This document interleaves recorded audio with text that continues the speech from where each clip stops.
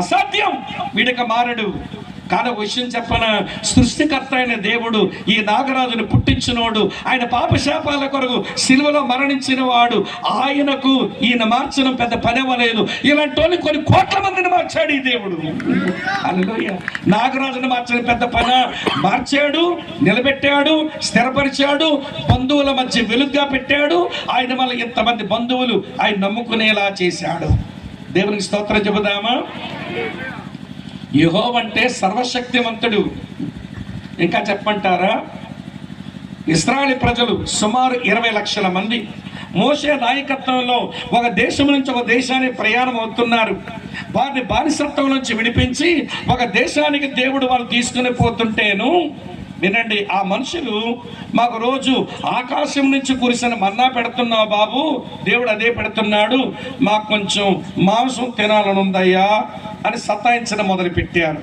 ఇశ్రాయేలు ప్రజలంటే మొక్క లేకపోతే ముద్ద దిగదు, మంట అయిపోయి. మనమంతా మొక్కతో ముద్దలు తినే ముద్దల ముఠాకోరులంగా, మొక్క లేకపోతే ముద్ద దిగదు. మనమే కాదు, ఇశ్రాయేలు ప్రజలు కూడా అంతే, బాగా సతాయించేస్తున్నారు.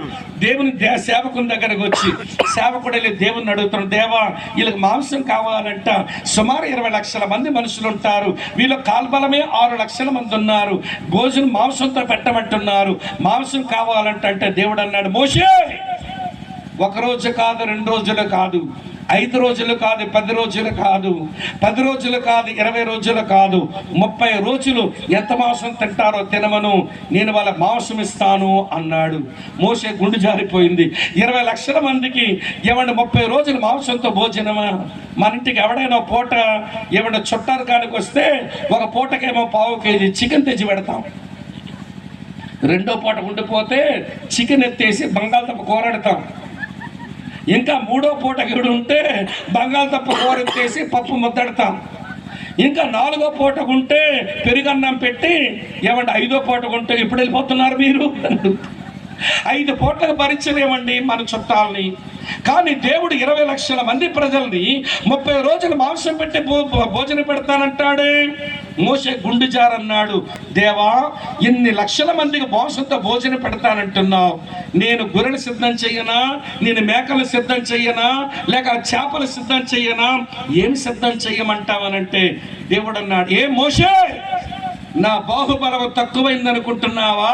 నీ గొర్రె, నీ మేక, నీ చేప ఎవడ కావాలయ్యా? ఆకాశం నుంచి పక్షులను కురిపించి మాంసం పెట్టి 30 రోజులు పోషిస్తానని 30 రోజులు అట్లనే పోషించినాడు దేవుడు. దేవుని స్తోత్రం చెబుదామా?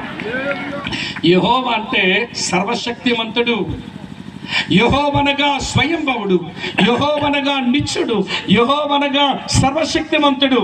బాబు స్వామి విను, యెహోవనగా ఆయన సార్వభౌముడు. సార్వభౌముడు అనగా రాజుల రాజు, ప్రభువుల ప్రభు, చక్రవర్తి. ఆయన సార్వభౌముడయ్యా, సర్వాధికారము కలిగిన వాడయ్యా అన్నాడు. మంచిది దావీదన్న, ఆ యెహోవా నీకు దొరికాడా? మీ జీవితంలో ఆనందం, మీ జీవితంలో తృప్తి మీరు వెతుకుతుంటే ఈ వ్యక్తిని ముందు సంపాదించుకోండిరా. ఈ యెహోవాని సంపాదించుకోండి. ఆయన మేమెట్లా సంపాదించుకుంటావు? దావీదు బాబు నువ్వేదో మళ్ళీ చెప్పావే, యెహోవా నా కాపరి అన్నావే, ఏమిటి దీని అర్థం అంటే? అవునవును, యెహోవాగా ఆయన పరలోకవాసి, కాపరిగా ఆయన భూలోకవాసి. యెహోవాగా ఆయన నాకు దూరంగా ఉన్నాడు, కాపరిగా ఆయన ఈ లోకములోకి వచ్చి కన్యమరియ పట్టలో శరీరము తీసుకుని వచ్చి పుట్టిన కాపరి ఆయన. దేవుని స్తోత్రం చెబుతామా? ఏమి కాపరి దావీదన్నా? సరేలే, మా పాత నిబంధన గ్రంథాలు ఉండదు కానీ మీ కొత్త నిబంధనలో దొరుకుతుందిగా ఎలాంటి కాపరాయన. యోహాను సువార్త 10:11 రాసి ఉంటుంది, ఆయనకు గొర్రెలకు మంచి కాపరి, మంచి కాపరి తన గొర్రెల కొరకు ప్రాణం పెట్టును అని రాసింది.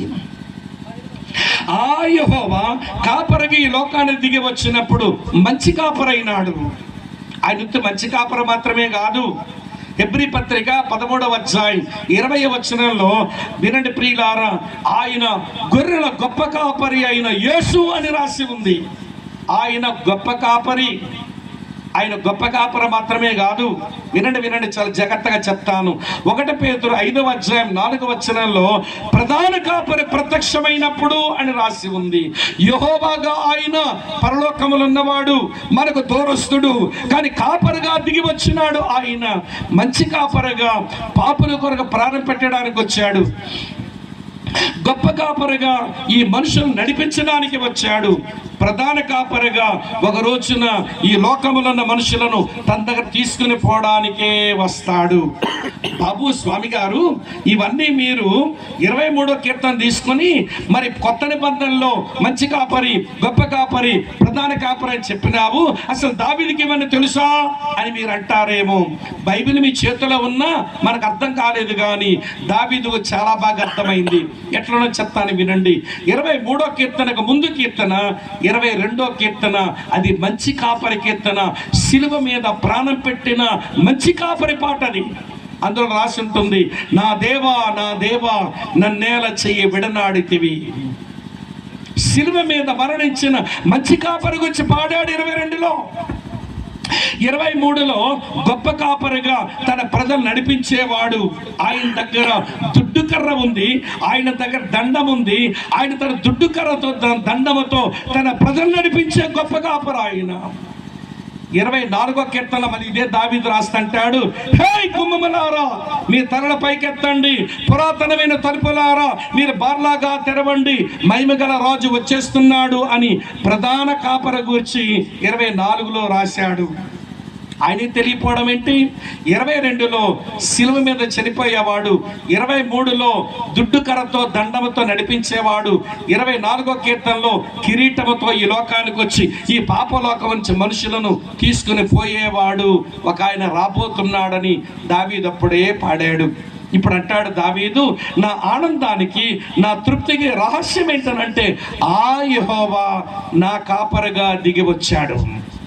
ఇది దావీదుకే కాదు ఈ సత్యం, మనందరి విషయంలో ఇది నిజం. ఏ యెహోవా అయితే సృష్టికర్తో ఆయనే కాపరిగా ఈ లోకానికి వచ్చి మన పాపాల కొరకై మరణించడానికి, మనల్ని నడిపించడానికి, చివరి మనల్ని పాపలోకము నుంచి పరలోకానికి తీసుకుని పోవడానికి ఒక రోజున రాబోతా ఉన్నాడు. మళ్ళీ దావీదుని అడుగుదాం. దావీదన్నా, యెహోవా నాకు దొరికాడన్నావు, చాలా బాగుంది. ఆయన నీ కాపరిగా మారడానికి లోకానికి వచ్చి శరీరంతో పుట్టాడన్నావు, అది చాలా బాగుంది. చివరి మాట ఏదో చెప్పావు, అదేంటి? నాకు లేమి కలగదు, ఆనందంగా తృప్తిగా ఉన్నానన్నా. అది ఎట్లా? నాకు లేమి కలగదు, ఐ షల్ నాట్ వాంట్. నాకు లేమి కలగదన్నావే, అది ఎట్లయ్యా? మనుషులం అన్నాక మనకు జబ్బులు రావా? దావీదు అంటాడు, నాకు తెలుసు జబ్బులు వస్తాయని. మనుషులం అన్నాక జబ్బులు వస్తాయి, కానీ నాకు అనారోగ్యం వస్తే ఏ యెహోవా అయితే నా కాపరిగా ఈ లోకంలోనికి వచ్చి శిలువ మీద మరణించినాడో ఆయన ఉత్తి యెహోవా కాదు, ఆయన పేరు యెహోవా రాఫా, నేను స్వస్థపరిచేవాడు నేనే అన్నాడు. నాకేమి కొదువండి?